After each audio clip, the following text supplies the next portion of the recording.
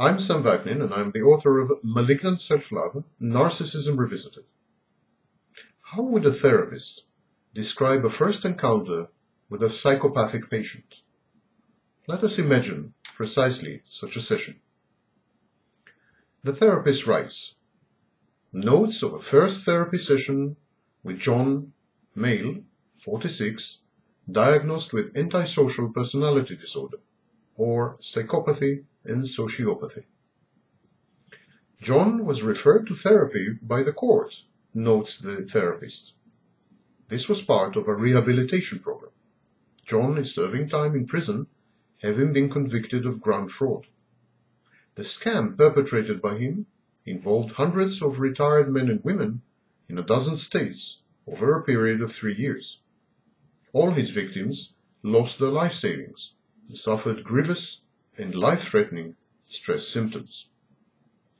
John seems rather peeved at having to attend the sessions, but tries to hide his displeasure by claiming to be eager to heal, reform himself, and get reintegrated into normative society.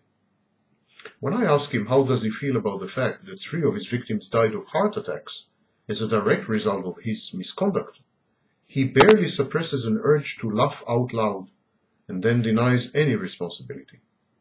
His clients, he says, were adults. They knew what they were doing, and had the deal he was working on gone well, they would have all become filthy rich. John then goes on the attack. Aren't psychiatrists supposed to be impartial? He complains that I sound exactly like the vicious and self-promoting lowbrow prosecutor at his trial. The therapist continues his notes. John looks completely puzzled and disdainful when I ask him why he did what he did. For the money, of course, he blurts out impatiently, and then recomposes himself. Had this panned out, these guys would have had a great retirement, far better than their meager and laughable pensions could provide. Can he describe his typical customer? Of course he can. He is nothing if not thorough. John provides me with a litany of detailed demographies. No, I say. I'm interested to know about their wishes, hopes, needs, fears, backgrounds, families, emotions, not the demographics. John is stumped for a moment. Why would I want to know this data? It's not like I was their bloody grandson or something.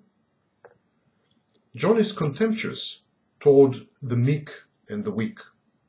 Life is hostile. It is one long, cruel battle, no holds barred. Life is a jungle. Only the fittest survive. Is he one of the fittest, I ask? He shows signs of unease and contrition, but soon I find out that he merely regrets having been caught. It depresses him to face incontrovertible proof that he is not as intellectually superior to others as he had always believed himself to be. Fact is, he was caught. Is he a man of his word? I ask. Yes, but sometimes circumstances conspire to prevent one from fulfilling one's obligations, he explains. Is he referring to moral or to contractual obligations? Contracts, John believes in, because they represent a confluence of the self-interests of the contracting parties. Morality is another thing altogether, he says. Morality, John says, was invented by the strong to emasculate and enslave the masses. So, is he immoral by choice? Not immoral, he grins. I'm just amoral.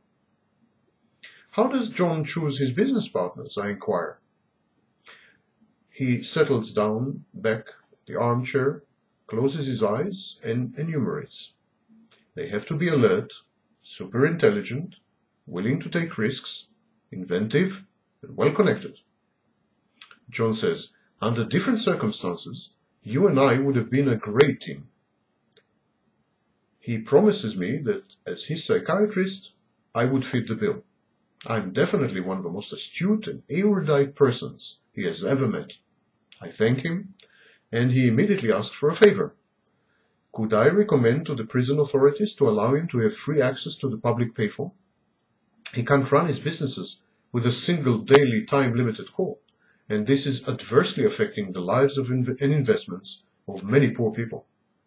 When I decline to do his bidding, he sulks, clearly consumed by barely suppressed rage. I look at John and I say, how are you adapting to being incarcerated? John admits that he is not, because there is no need to. He is going to win his appeal. The case against him was flimsy, tainted, and dubious. And what if he fails, I ask? He doesn't believe in premature planning, he retorts. One day at a time is my motto, he says smugly. The world is so unpredictable that it is by far better to improvise. John seems disappointed with our first session. When I ask him what his expectations were, he shrugs.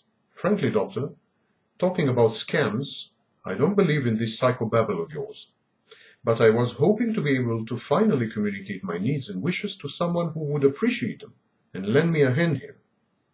His greatest need, I suggest, is to accept and admit that he erred, that he made a mistake, and to feel remorse. This strikes him as very funny, and the encounter ends as it had begun, with John deriding his victims and laughing out loud. End of the notes of the first therapy session with John, a psychopath.